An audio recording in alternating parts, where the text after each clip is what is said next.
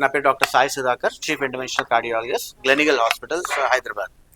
So మనం మొదటిసారిగా ఆధునిక పద్ధతిలో మైట్రల్ రిగర్జిటేషన్ అంటే ఒక వాల్వ్ లీకేజ్, ఒక బ్లడ్ ఒక చేంబర్ నుంచి ఇంకో చేంబర్ లీకేజ్ అవుతుంది.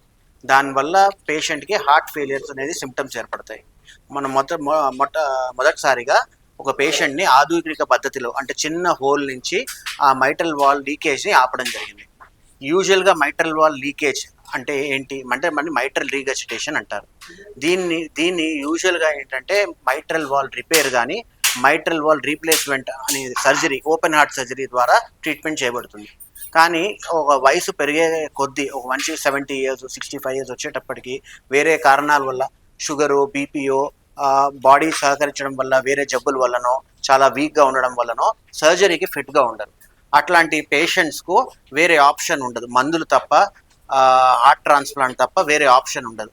అట్లాంటి వాళ్ళకి ఇది మొదటిసారిగా ఆధునిక పద్ధతిలో మన తెలుగు రాష్ట్రాల్లో మై క్లిప్ అని భారతదేశంలోనే తయారు చేయబడిన క్లిప్ ద్వారా ఈ వాల్ లీకేజ్ అనేది ఆపడం జరిగింది.